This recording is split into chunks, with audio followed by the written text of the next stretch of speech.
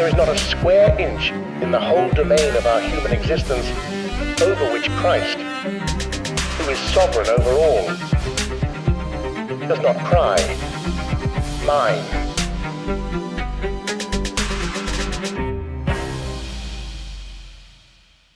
In an increasingly polarized world, the public square has become a contested space, a place where diverse voices and beliefs collide, converge, and sometimes clash. At the heart of this dynamic landscape is an ever-present influence of religion, shaping how individuals and communities navigate questions of identity, ethics, belonging, politics, and more.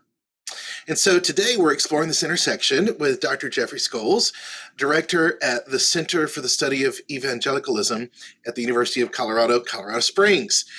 This center is a space for developing cutting-edge research on religious movements and using scholarship to guide the needs of our community. I am thrilled to have Jeff here. Jeff, thanks for being with us. Thank you, Case, for having me. It's a pleasure. So Jeff and I go back to Princeton Seminary, and we had a lot of fun, didn't we? We did. Too much fun. Yeah. I think when I say seminary, in particular in the role I'm in, all these ideas are conjured up by people, and I have to correct, no, it's not quite what you thought it was. It was 3 years of just so much fun and growth and everything. But it was instrumental 3 years of my life. No question about it. Yeah, it was fun. You and I did a couple of journeys into New York City, and you introduced me to jazz. You more than introduced me to it, you helped me to, I think, create an appreciation for it that still lasts. I'm glad to hear that. I remember it was Smalls, that little club in Greenwich Village, that basement club. And I mean, I have to say, to me, I was not necessarily some expert in it at the time. I had an appreciation for it, but it really was heading into New York, which of course is what people have to do if they want to know what jazz is. And yeah, it's not only the music, but just the culture, the space. It's New York. It's everything. So anyway, I'm glad to hear that. Yeah, we had some fun in New York. And I remember a trip to Montreal that we took kind of late in our seminary that was epic as well. I know. We followed the path of Celine Dion. For whatever reason, I remember there was a jar of mayonnaise or something that I brought and left in the back of the car, and you were freaking out about it and it was cold, so I thought it would be fine. But I don't know why a jar of mayonnaise, which I still love, but mayonnaise in Montreal are somehow connected in my mind. Well, in our great wisdom, we went Martin Luther King weekend, right? Right, that's right. That's right. Why would you not go to Montreal on Martin Luther King weekend and freeze your tuchus off? Right. Stay out of the United States, go to Canada for Martin Luther King Jr. Right. Right. The coldest maybe month of the time in Canada, but whatever. So this podcast isn't about us, but it just might be. So we're coming back over the U.S. border, friends, in my SUV, and we come to the little booth where the U.S. agent is. And let me tell you, it's like 0 degrees. The wind is 50 miles an hour. We roll down our window and in blows all this. And at this time, you didn't need passports. I handed our driver's license to the guard, the agent, and he's looking through them and he was like, "Where have you been? What did you do?" And he said, "Why are you all from different states?" Well, my stomach dropped because I thought, oh no, this is it. We're going to get arrested. And we've done nothing wrong, but And then finally I told him, "Oh, we're graduate students and we come from different places." And then finally he says, "Are you all U.S. citizens?" And do you remember what you said, Jeff? No. You hollered out from the back, "Sí, senor." Oh, no. And I knew this was it. We're going down. And that is right. Either didn't hear it or had a great appreciation for youthful indiscretions. Can we at least say there was maybe an immigration crisis 25 years ago that was undiscovered at that point? I helped. Well, I did not help maybe avert a crisis there, but that is right. You shot me a look, I'm sure, that it's like, what are you doing? Why are you going to get me arrested? Okay. So one more thing I know the listeners need to know is you helped originate a nickname for me that lasts to this day.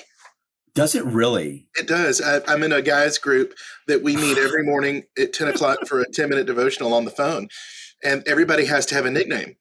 And so I use that same nickname to this day. Oh my gosh. I'm proud and happy. You never know with nicknames, like Uh-huh. if they're going to stick, if they're going to last. I'm so happy. Yeah. Do you want me to tell the origin story You can tell briefly? the origin. I don't know that perhaps we go into where it went. I won't get into all the permutations of it because it went in different directions, but Uh-huh. I just started calling you chili con queso. Uh-huh. Like I'm from Texas and queso dip is big there. Yes. And it just kind of morphed into for queso case. Mm-hmm.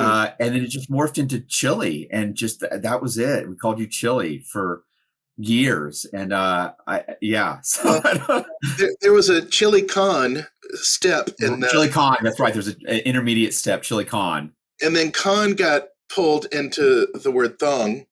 And so it was chili thong for a while. Well, and I will say this too, just one day at lunch, we were talking about chili thong.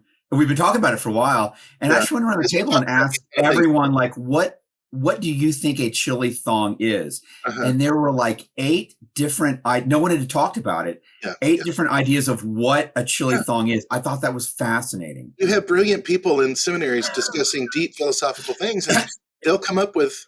Yes, I know. But anyway, chili thong was that for a while, and then chili. And so it's still chili. I'm so happy to hear that it's stuck. Well, that did not stick, and anybody listening to this may not call me that, but chili is socially acceptable. Chili, good. Well, to you, our viewers and friends, welcome to Nuance. I'm sorry, but no, welcome to Nuance, where we seek to That was a nuanced discussion. That was nuanced. Well, there's a lot more nuance there that we won't put on the air. Right. I'm Case Thorpe, otherwise known as Chili, and want to encourage you, please, to like, subscribe, and share. Well, let me tell you about the serious side of Dr. Jeffrey Scholes. He's a respected scholar and professor of religious studies with a specialization in the intersection of religion, sports, and culture, which I think is a cool intersection. As I mentioned, he serves as the director for the Center of the Study of Evangelicalism and also a professor in the Department of Philosophy and Humanities at the University of Colorado, Colorado Springs.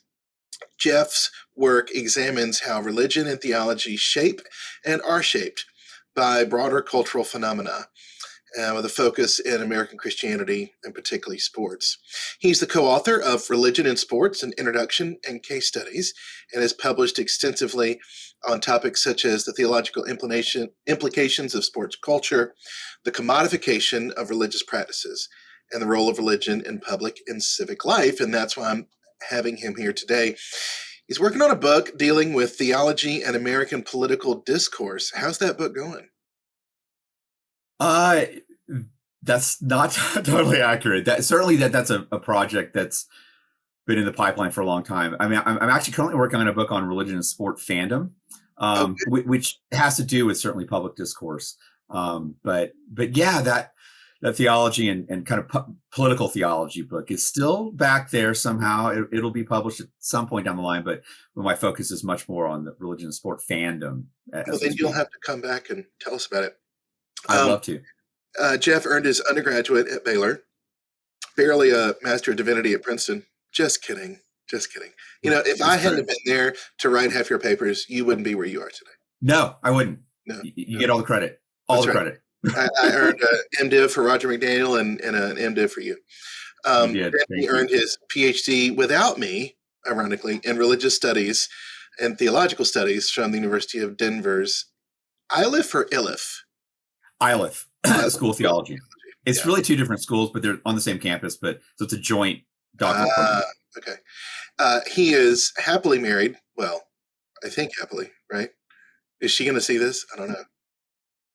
Not anymore. Yeah. You won't now.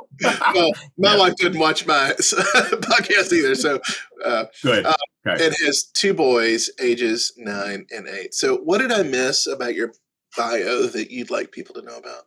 Gosh, you pretty much covered it all. That's it. Yeah. No, I'm from Dallas, Texas. Grew up in Dallas and went to Baylor, as you said. And I think with the sports fandom, the religion and sports stuff, I mean, I joke that I've kind of been an expert in sports since I was like 4. So it was an easy kind of area to work in. And they're really, it's a subfield of religion and sport as a discipline. So there aren't a lot of us, which actually I advise grad students and anyone else in academia to try to kind of find a niche, even if it's not exactly what you thought you would be doing, and just get to know people for networking quickly. So it's worked out perfectly for me with this kind of religion sport discipline. But as you know, in Georgia and in Florida and in Texas, certain sports, football in particular, but other ones are just kind of in the water that you're swimming in. So it was kind of a natural fit for me to write on the relationship between religion and sport. And but no, we live in Colorado Springs and love it. And I'm sure we'll get into kind of this Center for Evangelicalism. And we can talk about Colorado Springs and its relationship to evangelicalism, Sure. which is one that's well known. But anyway, it's great to talk to you again. It's been a long time, Case.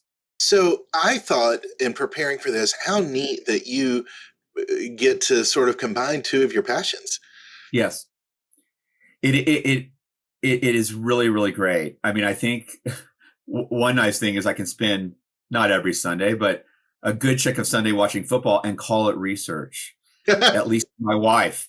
No, it is. It's funny. When I was doing my dissertation, I was writing it on political theology, and that was, I guess, at the time, not only supposedly more accepted, respected sub area within religious studies, but I written an essay on baseball and religion that got published, and but my dissertation committee thought sports just wasn't serious enough, right? Or who in academia would care about millionaires catching a piece of leather or something like that. I think that was actually a line from one.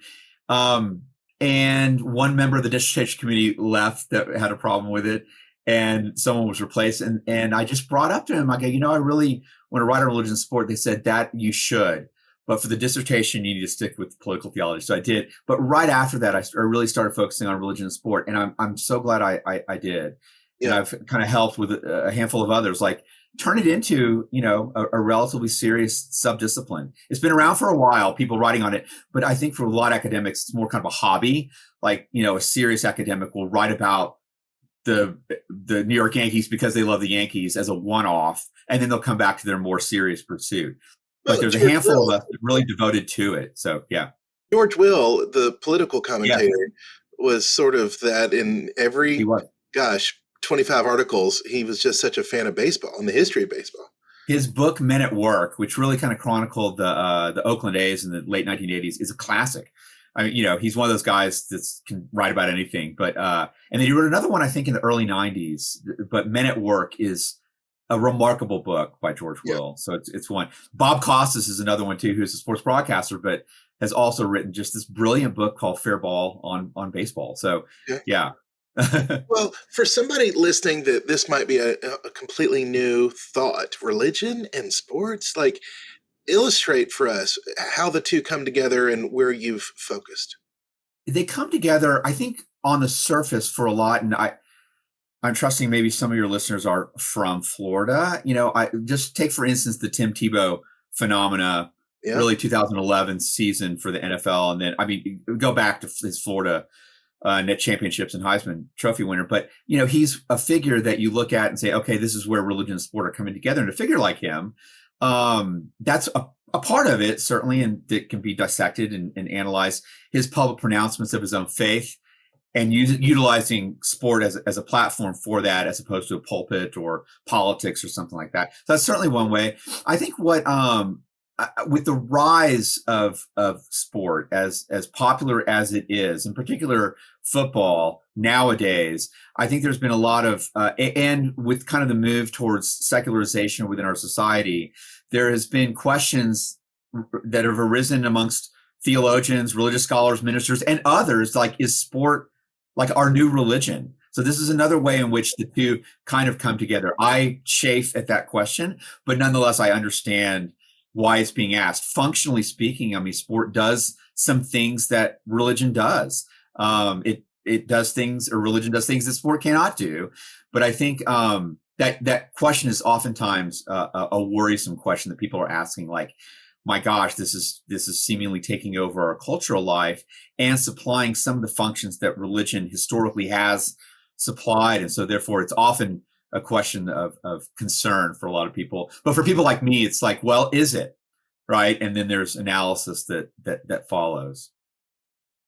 I don't know if you're familiar with James K.A. Smith out of Calvin. I am. And he, in one of his books on Augustine and the formation of one's loves, goes deep in how the worship of a sports team parallels so much the worship experience Christians have for God. And it's pretty compelling. Yeah. I wish half the men in my church had the same passion for Jesus as they do the Florida Gators. You know, it's funny. I think, too, when you talk about football in the South in particular, it's different than I don't consider Texas a part of the South, by the way. Amen. And why are they in the SEC? There is a bit of sin in sport and religion that you need to explore. Oh, there's plenty of it. It's all about money, of course. And then I think Longhorn fans are, saying, see, we told you, as they're playing for the SEC championship against your Georgia Bulldogs, or it did, sorry, but they've had an unexpectedly good season in the SEC, but no, Texas is its own thing. Let's be clear about that. I'm a Texan, so yeah. But I think like football in the South, oftentimes it's kind of considered like somewhat tongue in cheek, like it is a religion, but it's not. But it's so ingrained in the rites and cultures and almost like sacramental behavior, I think, of a lot of like hardcore football fans. And broken down by region too. If you're a Tennessee fan, clearly you hate Georgia and Florida, all this other stuff. But there's an embeddedness, I think, in the South with college football in particular that leans more into being able to talk about it as a kind of maybe civic religion, one that invokes certain kinds of symbology and mythology and history in the South that just doesn't have, say, in Oregon, where they have a very good football team, but it's just different there. Texas is its own thing altogether. But I think they're interesting areas to explore. And it begs the question of, kind of what is religion if in fact we are at times equating a certain sport with religion, right? And religion, as you're suggesting, in the public square. It just invites a lot of different kind of discussions that I think are very interesting. And community formation, the way in which it brings people together. Now, would you, Jeff, would you be my priest and take my confession? I will, my son. Okay, thank you. So this is silly on the presentation of what I'm about to say. It may appear silly to some, but I truly, in my gut, have struggled with my son going to FSU. For silly. He got a full ride through the Bright Futures program that Florida government pays for the Smarty Pants. It's a fantastic place. It is academically substantial. He rushed KA and he's doing RUF and he's thriving. Yeah. Yes. But and I've said to myself, get over it, Case. It's okay they're not the SEC. It's okay that they're not Georgia. Get over it, Case. And it's kind of like if your child marries someone of another religion. Right. I think I've heard your confession. You need to. I don't know what the equivalent of a Hail Mary, the Rosary would be. Hail Mary. You have to do several of those. You may never fully overcome it. But I think it speaks to, first of all, I mean, this is your son, and you're so excited for him and proud of him.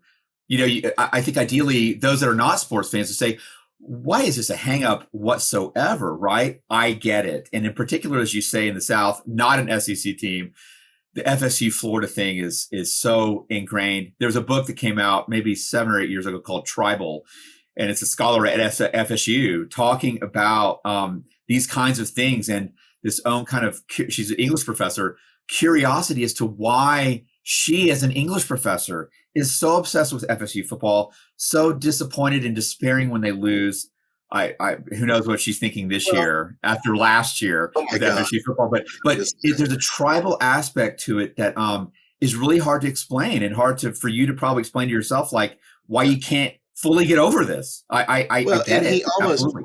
he almost went to UF, and we sat down and did a list of pros and cons. And one of the pros was, well, FSU's football team is top notch this year, and so therefore you're going to have a great run football wise. And then, of course, to see what happens. Right. Well, FSU's no, I totally get it.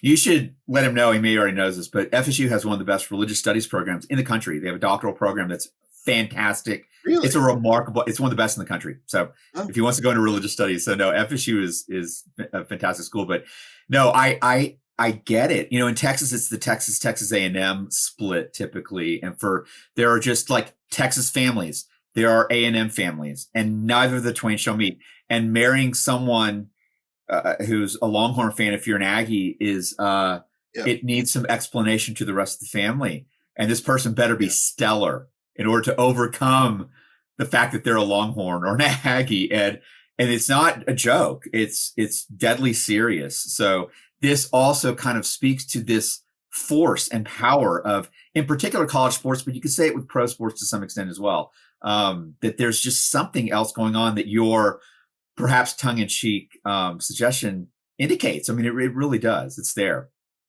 It's that Augustinian understanding that my loves were formed deeply in my youth in such a direction. And it also speaks to how careful we need to be of what is forming us, and is what's forming us for that which is true, beautiful, and good. And of course, Georgia football fits that, but not for everybody. Well, it's interesting too, I think, to win, say for Insight, I just delivered a paper at our national conference last month on Baylor football. And I'm a I'm an alum and a big Baylor football fan, but there's a massive scandal that really erupted about 8 years ago with rape, and Baylor administration, as an understatement to say, it didn't handle it well. But at a religious school that has the temerity to enter into big time college football, which Baylor put money and resources into about 15, almost 20 years ago. And it's like, okay, you want to compete with the big boys? You're going to have to perhaps play. We'll see how you uphold your Christian values. And so when the scandal hit, really broke in 2016. It'd been going on for a while, but it really kind of broke then. There were a lot of charges of hypocrisy and of I told you so, and this kind of. So being a fan of Baylor and alum of Baylor, it's a different proposition as well. And especially when it kind of a scandal breaks, and in other words, to do it quote unquote the right way, that uphold one's Christian values in a way that maybe is not as expected at UT, Alabama, Georgia, Penn State, which we saw, of course, quite a few years ago. So it was an interesting thing in college football, especially when BYU's and Notre Dame's and Baylor's attempt to kind of, compete at the highest level. Some do it better than others. Well, so I've been struggling so much with in college football, the NIL situation, the portal. I have insight from FSU alum and big givers here that talk about how they fell apart because the quarterback came through the portal and it killed team morale. That everybody there realized, oh, you're here for the money, not for the camaraderie and the spirit. And so I think about how those two things have broken covenant, that no longer is about your school spirit. And that breaking of covenant from a religious perspective, really, it ripples out. It's really tricky because I think if, in fact, college football stayed, say, for instance, the way it was 50 years ago, where you are a student athlete, right? And the athlete always came second. And obviously there's school pride in the way you play. And if you win the Ivy League back in the day or the SEC back in the day as well, there was something that you gained that was inherent value of just being a student at the school and playing for your team and representing the team. Because of, obviously, it's always about money, right? The amount of money that has poured into college athletics over the last 30 years, there was this discrepancy between, okay, you get a scholarship, but is that fair compensation for the amount of money that the Alabamas of this world are bringing in when Nick Saban pulls $6 million a year in as a coach, and the school gets a ton of money through television. All of that creates this gap and claims of injustice and unfairness to the players who are putting their lives on the line so I certainly get why something needed to happen. Obviously the NIL and the speed with which it happened, the transfer portal and NIL, and honestly the NCAA really not thinking it through and leaving it to be a Wild West situation and not accounting for the kinds of covenant and or milieu within a college environment that is expected, that is different from the professional leagues, where you're expected to be a mercenary, you're expected to be a free agent, you're expected to get as much. Now that has, NFL. I mean, I don't care for NFL, but boy, college football, it's our boys is kind of camaraderie. Right. But that team can be completely different next year. And the motives, as you're suggesting, what are they exactly, right? I mean, money and contract, sponsorship is now a big, I'm in Colorado where Deion Sanders has come to Boulder and been unapologetic and unabashed in his statement that this is the kind of coach that I'm going to be, right? And by the way, his son Shador, who's the quarterback of the team, who's a rock star, who will go to the NFL, I can't remember the number, millions of dollars that he's gaining in endorsements this year, right? And so the attraction of Colorado perhaps is not necessarily about Boulder or the history of the school itself, but it's like, I can make a lot of money. I can, right? I mean, that's a large part of the lure, for instance, to come to CU Boulder. So it's scrambled. I'm hoping the dust will settle at some point in time, but the NCAA is going to have to clamp down on, let's just say, for instance, a shorter time period by which you can transfer in the portal, like in the off season. Got it. Now as we speak, someone can leave mid-season because they got benched. I mean, it's really Wild Westy, and it's troubling. So we will see. But I hear you. Faith-wise, I see the love of money and the corruption, the sin that's breaking up community and fidelity. So if anybody from the NCAA is listening, here was my solution. Because I agree with you, something need to happen, because then you hear the SAP stories, or, well, not SAP, but real stories of players without coats and family that can come to the games and these sorts of things. So my thought was, you know what? Give them some of the money, but put it in a trust. They don't get till they're 25 and not playing. And in the meantime, allow an administrator in another department to cut some checks for a coat or plane tickets for mom and dad that are reasonable. But here we are. There is that. I think at the same time, too, you're going to still hear, I think, some justified calls of kind of a level of injustice that I'm playing the game tomorrow. I should be paid now, and my family needs money now. Right. So I think because it got opened up, Pandora's box got opened up so quickly, getting it back in is going to be very difficult. There'll be some tighter controls, but that horse is out of the barn. Yeah. Well, so I hope our listeners better understand this intersection and why the study of it is important. And I'm inspired to work into some more of my teachings and sermons, these parallels, because there's something people can relate to. They are known and felt. And absolutely. I should say too, real quickly, I mean, sport, since Paul in Corinthians has been utilizing sport as a metaphor for the talking about spiritual truths. This is not a new thing whatsoever. The marathon and the laurel that won't fade. So in other words, he's kind of like saying, you know what a marathon is, of course. Well, we are running a spiritual race for eternity for a laurel that will not fade. So, but in order to get to that point, he needed to use sport as a relatable metaphor. So it's been happening for millennia. So here's the question then, Dr. Scholes. Who's the savior in sport? In sport? LeBron James? No. Tim Tebow, I mean, is it the super athlete? Well, I think the question then is always, I think within the history of Christianity is of course, what is one being saved from? And if in fact that is, whatever the answer is compelling, then it's a second question as to who or what is going to save me from it. I think with sport, there'll never probably be an answer to that question, because there's not an answer to that first question of, I think sport has been a distraction and an escape for a lot of people, but not necessarily thought of as saving me from something, as a fan at least. As an athlete, say for instance, if we're talking about, there are families that put all their hope upon their kid who is going to save them financially because they believe he's going to be an NBA star or an NFL star, something like that. But I think sports just, lacks that kind of power to save one from, at the very least, in existential situations. So this is one way in which religion and sport differ, right? But nonetheless, I think if one is asking and connecting religion and sport in a Christian sense and asking those kind of salvation questions, sport will probably never live up to that, in my opinion. It helps temporarily if your team wins the Super Bowl, right? But it's not getting you to heaven. So but there's another season right around the corner. There's always another season as well. That's the great thing about sport, right? It's on the cycle. Your team can win it next year. Even FSU fans, I know it's been a tough year, but you got next year. For Halloween, we walk the neighborhood and see friends and relatives, and our kids now run off on their own, so we don't have to stare right on them. And at the last minute, my wife was like, "Well, where's your outfit?" I'm like, "Well, I had a thing or two going on and didn't get an outfit." So I thought, you know what? This is what I'll do. I ran back and I put on an FSU shirt. And if anybody asked, I'm like, I'm a hopeful fan. I got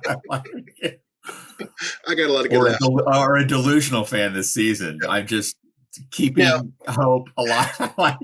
Yeah. And you wore the FSU jersey, so I'm proud of you. Yeah.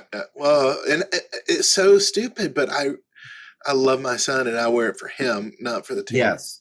Now, a real pastoral concern that has arisen, and I have become more and more bold speaking out on this, primarily because of my kids, their journey, is the way in which travel teams are killing youth groups.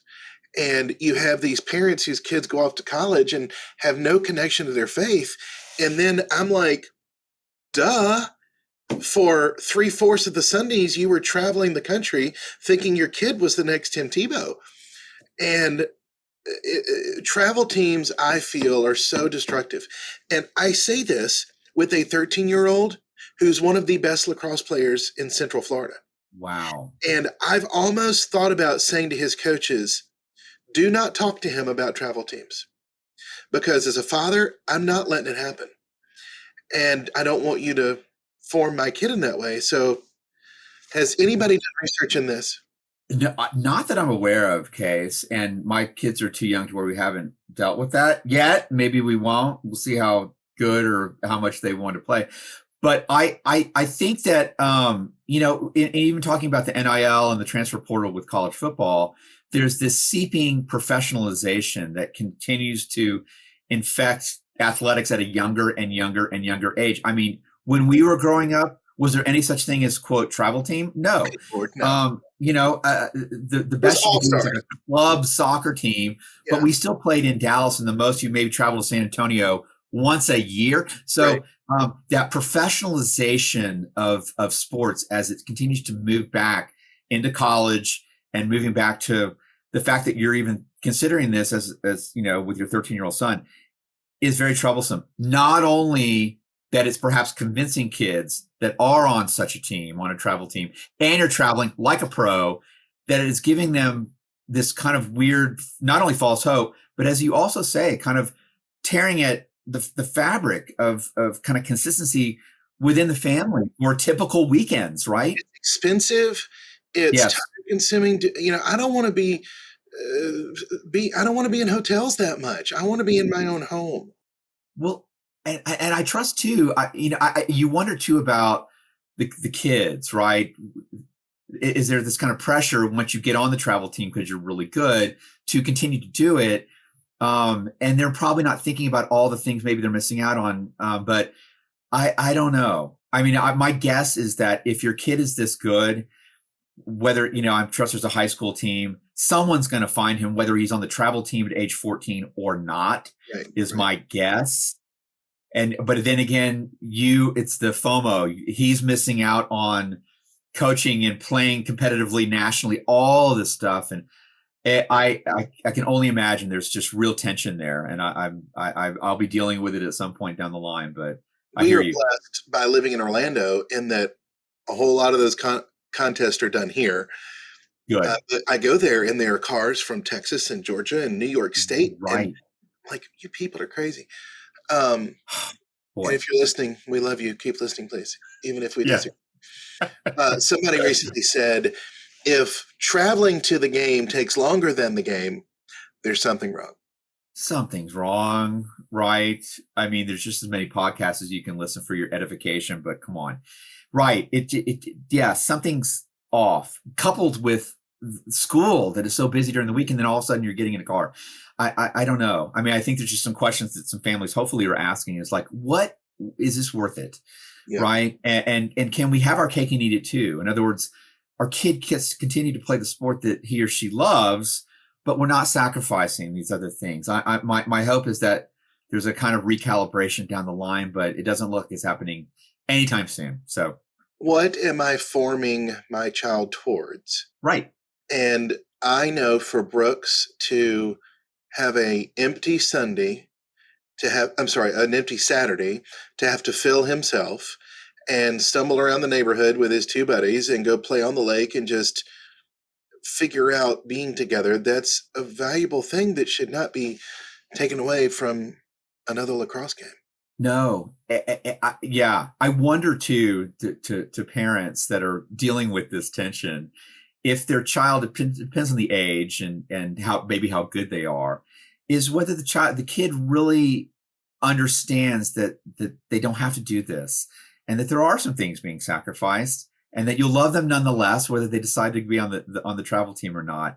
I don't know whether I think there's probably this pressure, if you are good enough to make Team X, to continue with it, with everything that comes with it.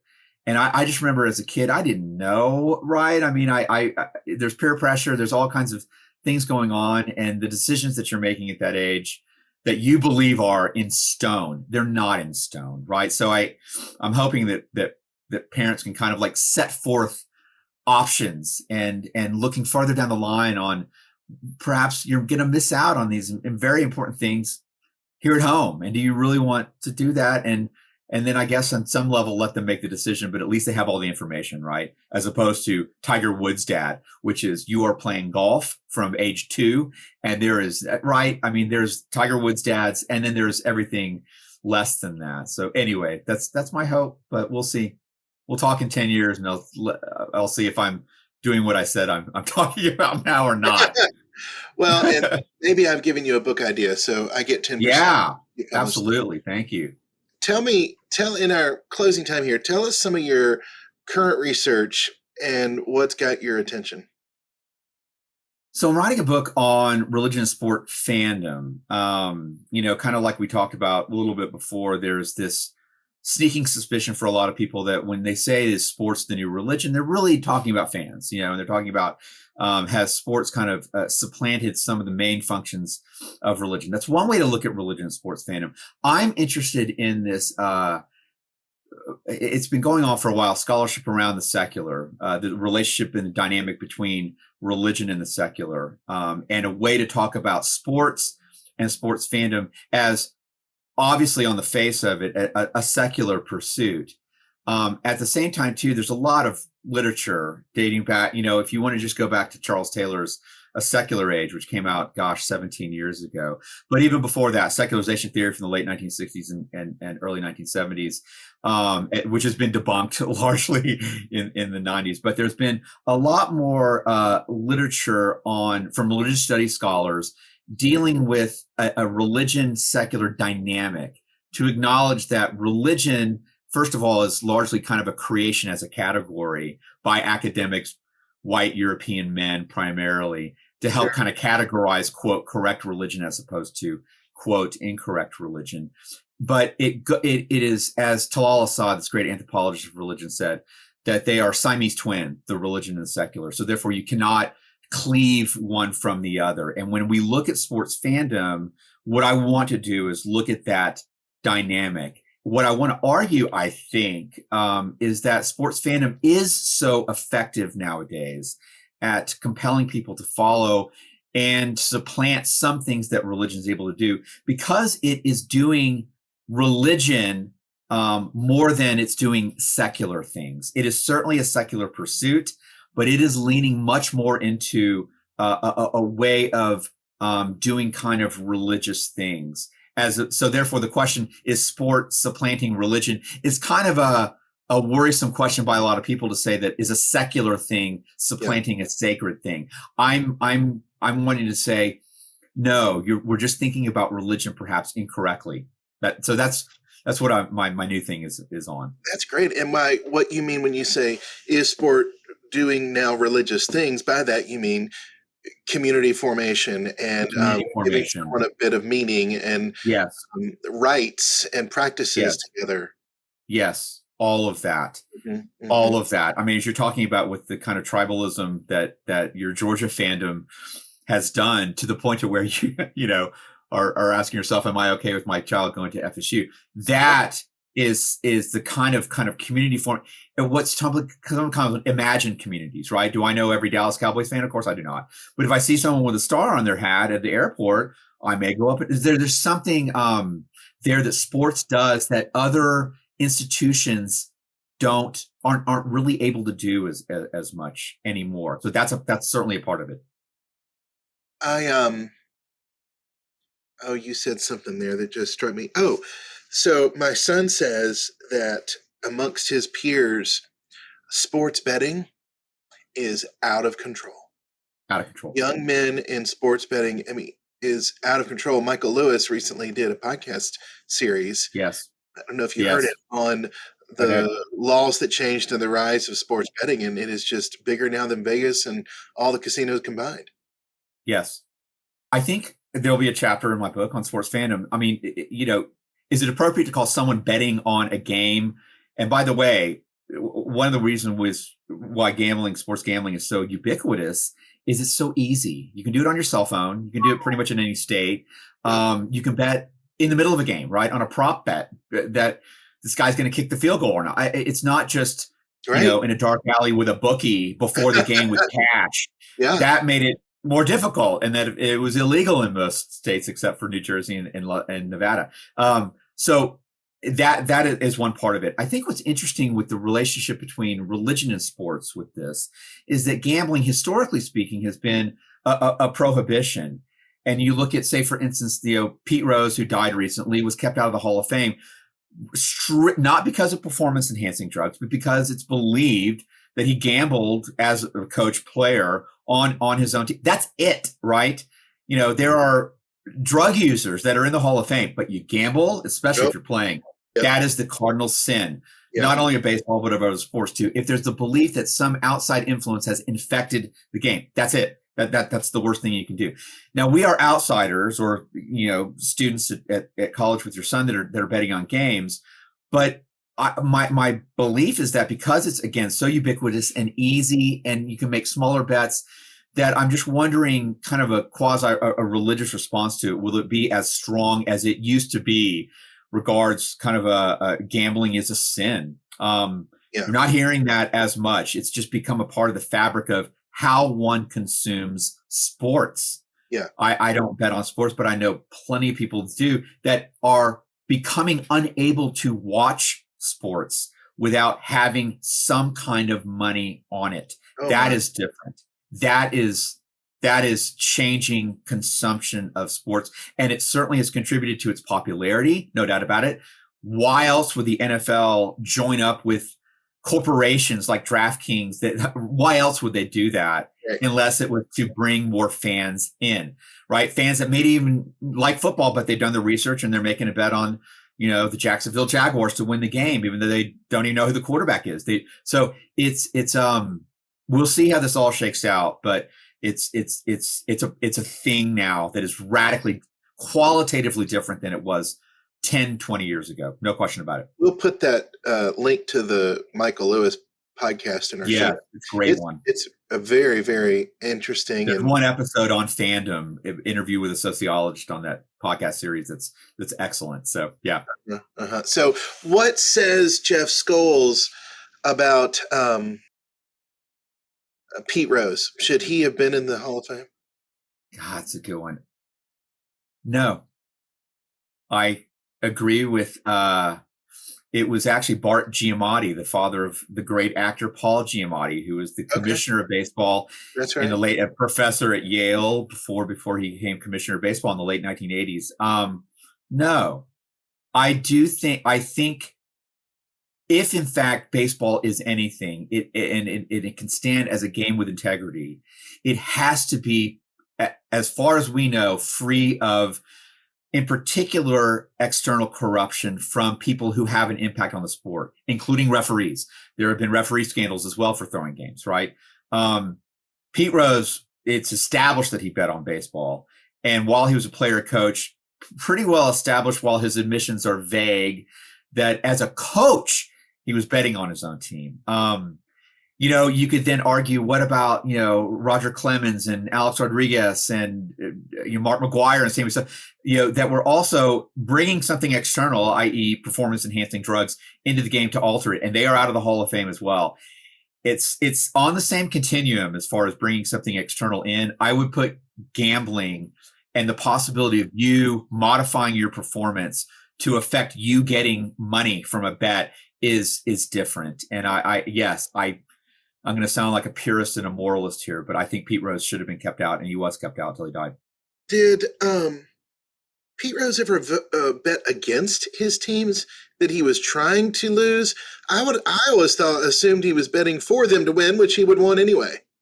He would want anyway. So what is he going to do if he's betting on his team to win? What is he going to do outside of being a manager who, of course, also wants to win differently? It's about throwing games, right? And it's unclear whether he actually did that or not. He bet on his own team. There were a couple games where he wasn't manager of some of those, so it's murky. Pete Rose was ornery and never quite admitted things. And there was proof that he bet on baseball while he was a manager on other teams. So that is different from betting on his own team. So it's just unclear. But his lack of contrition, I honestly think, if he was contrite and admitted all, he would have been in probably. So that's another aspect of religion coming in. If there is forgiveness and there is second chance, but he was unwilling to ever really fully admit the extent and admit that he had a problem, all these other kinds of things. Lance Armstrong went on a kind of a redemption tour. It didn't really work because he didn't do it properly. He did it with Oprah, but he didn't do it properly. So there's redemption in sport, but Pete Rose's sin was one. It's the cardinal sin, in particular of baseball. And I don't know. And absent any form of contrition, there may be a posthumous allowance in now that he's died. Who knows? In other words, he can't be punished anymore by the baseball gods. But I think while he was alive, I personally think it was appropriate to keep him out. We'll see with Roger Clemens and A-Rod. We'll see. A-Rod has come clean, and admitted. Mark McGuire never has. Sammy Sosa never has. Roger Clemens never has. So is that a difference, right? Is it just an act of contrition where you're candid, not just telling a little bit of it or candid with it? It's really interesting how, in time obviously heals some wounds, not all, some. Dude, thank you for your time. This has been one of my best interviews. It's really enlightening. Who knew that from the D bar at the graduate school at Princeton downstairs, smoking cigarillos, that we would have such a conversation? I had a feeling that it would. There was some germs of truly, not only brilliance, but just the people, the level of the people that we were with. It was just formative for me. And I really say it was really about the people that were there, and they go, oh, professors, in part, but it was the people. And if you think about it, we lived together, we ate every meal together, it was, we got to know each other very, very, very well. But I'm just so glad to reconnect with you, Case. It's been way too long. You've inspired me to see about coming to the 25th anniversary. That's great. Me too. Thanks, Jeff. I really appreciate it. Friends, if you want to learn more, go to center.uccs.edu/CSE, the Center for the Study of Evangelicalism. This is for the University of Colorado Springs website. And check out his book, Religion and Sports, An Introduction and Case Studies. We'll have links to those in the show notes. Well, friends, thank you for joining us. As a reminder, please like and share. Really helps us to get the word out. Leave a review wherever you get your podcasts. You can go to collaborativeorlando.com for all sorts of content. Give us your email and we'll send you a 31-day faith and work prompt journal, a way in which you can process the ideas of faith and work and grow closer to the Lord. And you'll find us across the social media platforms. Don't forget our Formed for Faithfulness podcast, a weekly 10-minute devotional for the working Christian that follows the liturgical calendar. I want to thank our sponsor for today, the Magruder Foundation. I'm Case Thorpe, and God's blessings on you.